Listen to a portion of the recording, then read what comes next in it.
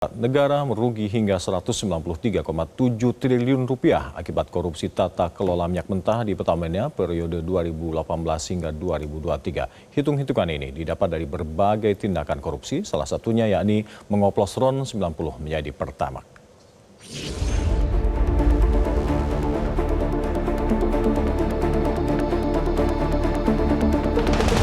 Operasional dari SPBU ini akan langsung diambil alih oleh Pertamina. Video ini diunggah di Instagram Pertamina Patraniaga 21 Februari lalu yang menunjukkan dirutnya Rifa Siahaan bicara soal kecurangan di SPBU.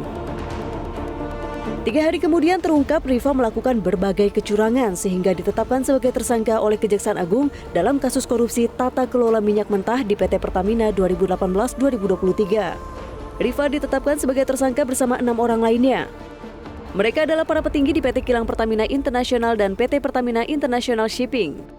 Sedangkan dari pihak swasta adalah petinggi di PT Navigator Khatulistiwa, PT Jenggala Maritim dan PT Orbit Terminal Merak.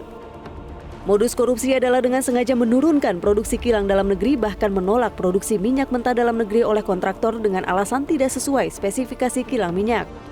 Serta mengimpor minyak dengan pemufakatan jahat antara penyelenggara negara dengan daftar mitra usaha terseleksi atau DEMUT alias broker.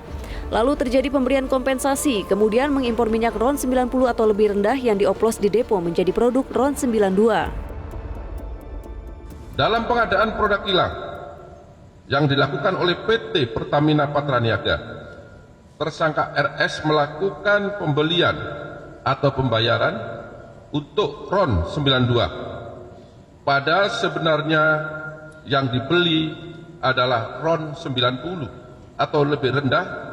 Kemudian dilakukan blending di depo untuk menjadi RON 92 dan hal tersebut tidak diperbolehkan atau bertentangan dengan ketentuan yang ada. Sementara itu Pertamina menyatakan menghormati proses hukum di Kejaksaan Agung dan siap bekerja sama dengan aparat. Pertamina juga siap bekerja sama dengan aparat berwenang dan berharap proses hukum dapat berjalan lancar dengan tetap mengedepankan asas hukum praduga tak bersalah. Di tengah proses tersebut, Pertamina memastikan bahwa layanan distribusi energi kepada masyarakat di seluruh Indonesia tetap berjalan lancar. Dalam kasus ini, Kejagung juga menggeledah rumah tersangka Dimas Werhaspati dan menemukan uang pecahan dolar Singapura, dolar Amerika Serikat, dan rupiah senilai 400 juta rupiah. Sementara total kerugian negara akibat kasus ini mencapai 193,7 triliun rupiah. Tim Liputan Metro TV. Jelajahi cara baru mendapatkan informasi. Download Metro TV Extend sekarang.